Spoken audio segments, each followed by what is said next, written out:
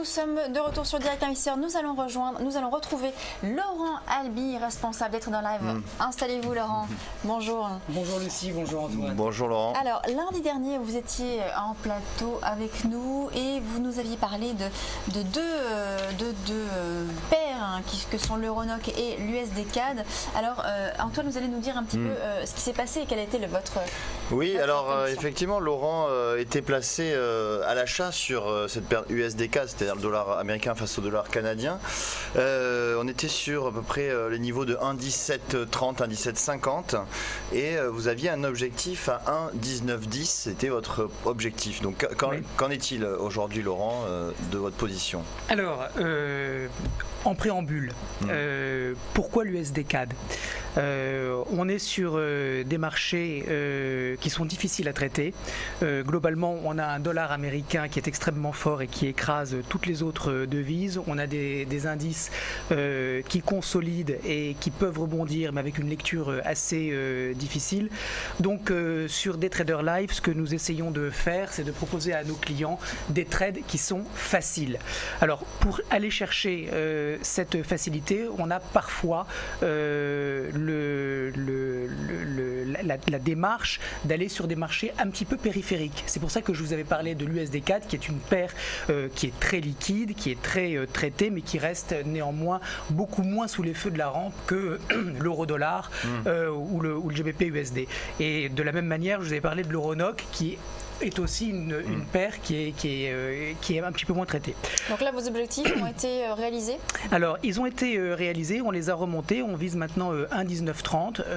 On a eu un USD CAD qui a été extrêmement fort. On a une devise canadienne qui souffre considérablement de la baisse du dollar, à l'image d'ailleurs de la couronne norvégienne et du rouble russe. Donc c'était une idée intéressante de jouer cette force de l'USD CAD, puisqu'on avait un marché qui était en trend haussier, assez bien construit, qui progressait de manière assez régulière. On a fait une petite consolidation et puis vendredi 2 janvier, on est reparti très très fortement à la hausse et par conséquent, on a un trend qui se confirme. Alors justement Laurent, vous aviez un objectif à 1,1910 et un stop à 1,16 à peu près. Qu'est-ce que vous pourrez conseiller à nos auditeurs qui sont rentrés en position? L'objectif a été fait, donc qu'est-ce qu'on fait? On reste en position, on solde. 1,1930, vous n'avez pas écouté alors? Non mais il a remonté son objectif. J'ai remonté mon objectif. Non mais d'accord, mais si vous voulez, est-ce qu'on reste totalement en position ou alors on enlève une partie, ou alors est-ce qu'on remonte le stop? Alors, difficile comme question Antoine, c'est un peu tard pour rentrer long. Ah oui, non, c'est d'accord. Voilà, donc, est-ce qu'on coupe la position totalement ou à moitié? Non, moi je pense qu'on va aller à 1,1930. Donc moi je ne coupe rien du tout. Sachant que les 1,1910, on les a pas fait. Hein. Oui, mais j'ai remonté à 1,1930 parce que je pense qu'il y a encore de l'upside et je pense que le potentiel haussier n'est pas complètement épuisé. Donc on ne sort pas de position. Si vous êtes rentré sur l'USD CAD, vous pouvez gagner plus d'argent en restant en position. Il n'y a aucun signe, ni en intraday, ni en daily d'épuisement quelconque. Donc je pense que ça vaut le coup.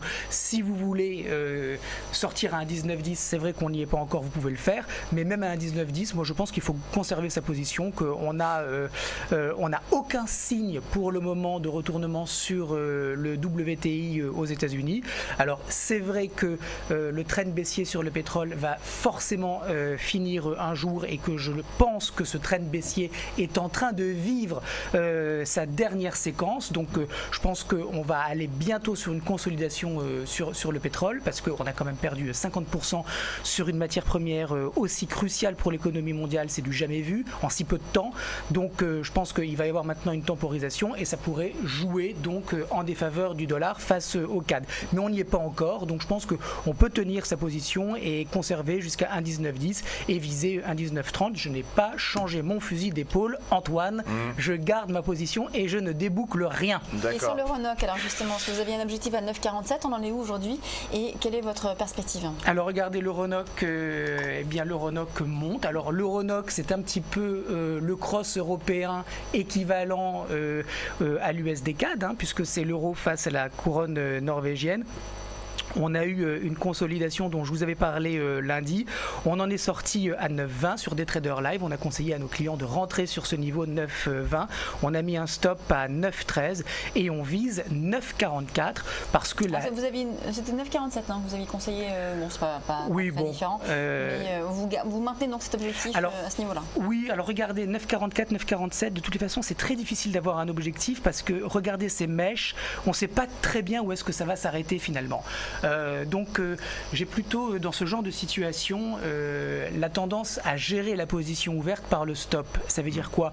Que plutôt que de penser qu'à 9,44 ou 9,47 je déboucle la position, ce que je fais c'est que je resserre mes stops de manière quotidienne et graduelle, de telle façon à ce que lorsqu'il y aura une respiration et une consolidation, eh bien je sortirai en gain. Donc c'est clair que de toutes les façons à partir de 9,40 on va remonter nos stops, on va les serrer pour que s'il y a effectivement une petite consolidation, on puisse sortir en gain. Ceci dit, sur l'Euronoc, il y a du beau potentiel haussier. Là encore, c'est un cross un petit peu périphérique, mais 1 euro gagné sur l'Euronoc vaut autant qu'un euro gagné sur l'euro-dollar. Donc on va chercher, donc on va chercher les marchés qui sont un petit peu moins encombrés et qui présentent de belles configurations techniques. Alors on va parler maintenant des matières premières, avec notamment un point sur le colza. Oui, alors encore une fois, le colza, c'est un petit peu périphérique comme matière première. C'est pas un actif qu'on vous présente souvent.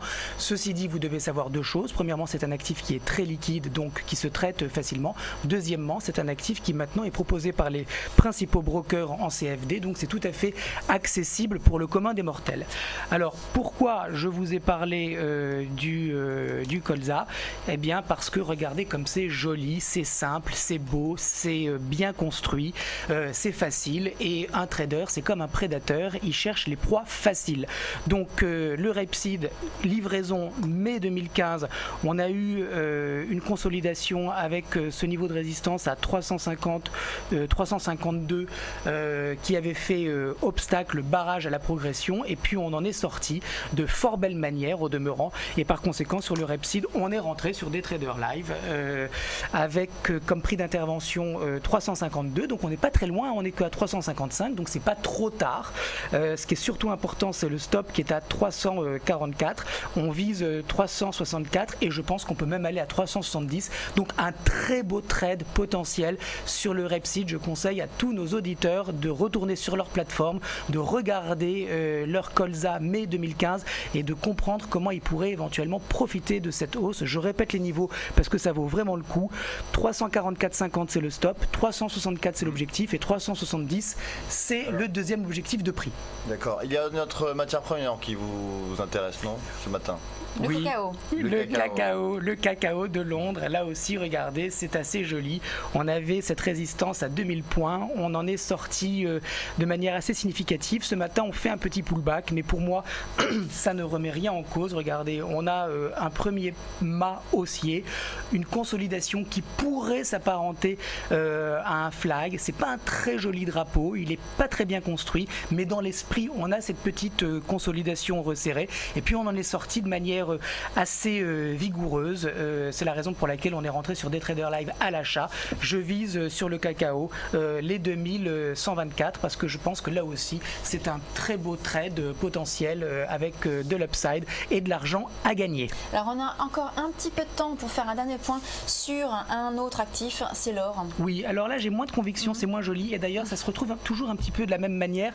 Plus les actifs sont connus, plus ils sont encombrés, plus techniquement c'est difficile. Alors le marché de l'or, il est compliqué à lire. On voit que on a fait une très grande baisse depuis le mois de juin, et puis finalement depuis le mois de novembre on est en train de consolider. C'est pas très joli, ça part un petit peu dans tous les sens, il y a des grandes mèches. C'est pas évident de rentrer sur ce marché, mais en tout cas moi ce que je remarque c'est qu'à 1175 on a eu un vrai tassement du momentum baissier, on a eu du soutien de la part des opérateurs et puis on a bien rebondi. Alors, ce qui ne se voit pas sur ce chart, c'est que premièrement, on a franchi une ligne de résistance baissière qui partait du mois de juillet, donc une ligne de résistance importante. Par ailleurs, on a dépassé la moyenne mobile à 100 périodes, donc on a un métal jaune qui semble retrouver un petit peu les faveurs des investisseurs. Est-ce que c'est parce que sur les marchés actions, on a un petit peu d'aversion au risque qui repart? Nous, sur des traders live, on essaye de vendre les indices, donc on les laisse respirer pour repasser vendeurs, et ça explique peut-être ce regain de vitalité sur l'or. Justement, l'or, ce qui est assez bizarre, c'est que finalement, l'or n'a pas profité de la forte baisse des marchés actions récemment. L'or est resté plutôt stable. Parce que le dollar était très fort. Voilà. Alors, il a un peu écrasé. L'or n'a pas vraiment profité, n'a pas joué vraiment son rôle de valeur refuge et profité de la forte baisse de ces 3 dernières séances. Oui, alors c'est vrai. Mais c'est à cause du dollar selon vous, donc. Oui. Alors, ce que je ne peux pas vous montrer malheureusement sur cet écran, mais que vous devrez retenir, c'est que le dollar est sur un niveau de résistance majeur qui date de 2005, un niveau de résistance le dollar index, de plus de 10 ans. Donc, ce dollar qui est sur un niveau de résistance pourrait générer des dégagements de la part des investisseurs sur le très court terme. Sur le long terme, on reste bien évidemment bull sur le dollar, mais sur le court terme, on est sur un niveau de résistance et ça pourrait aider l'or dans ce sens à remonter, à continuer de monter un petit peu. Donc moins de conviction sur l'or que sur le colza que je vous ai montré tout à l'heure, et sur le cacao également, mais on a peut-être quelque chose d'intéressant à très court terme. Laurent, vous pouvez nous rappeler votre objectif à court terme sur l'or? Oui, 1238. 1238 $. Merci Laurent Albi, donc responsable des traders live chez Day by Day. On va marquer une courte pause et on se retrouve quelques instants pour la suite de Direct Investisseur. Merci Lucie. Merci.